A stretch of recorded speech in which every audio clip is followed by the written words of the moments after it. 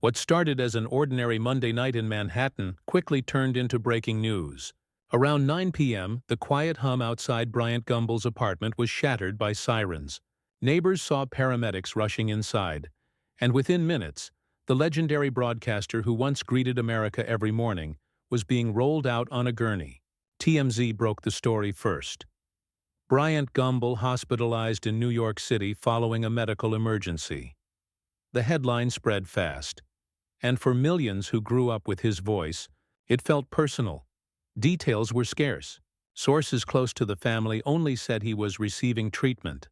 No photos, no statements, just that eerie silence that surrounds moments you hope will pass quickly.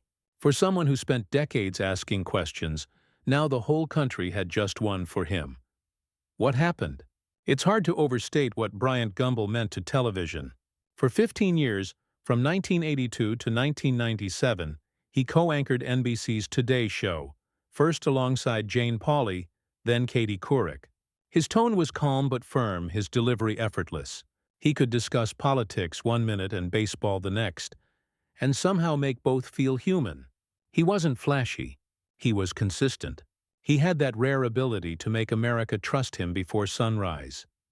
After leaving Today, Gumbel stepped into a different arena, HBO's Real Sports.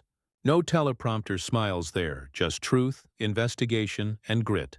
For more than 2 decades, he tackled the dark corners of sports that others ignored. Corruption, exploitation, hidden pain behind the glory. He didn't chase ratings, he chased reality. And that's why colleagues still call him the conscience of sports journalism.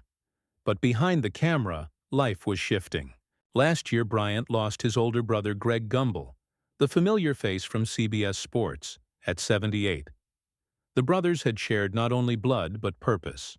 They broke barriers together in a media world that rarely made space for black excellence. When Greg passed, Bryant stayed mostly silent, just a brief note through a family friend. He was my guide long before he was my peer. Those who knew him said it hit hard.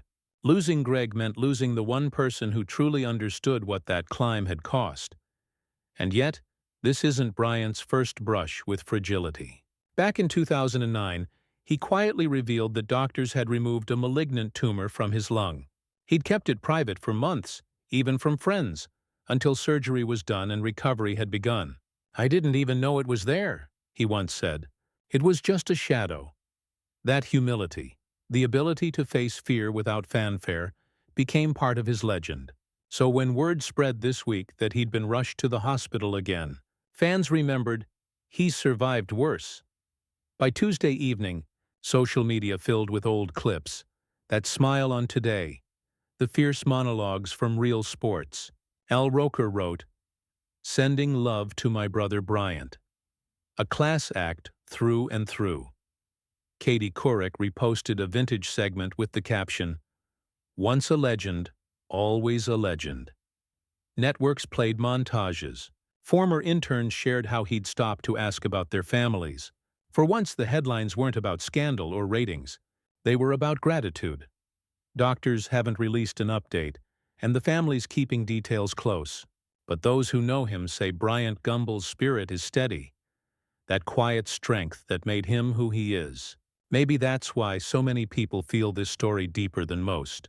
Because for 40 years, he was the calm in the noise, proof that integrity could still lead the news.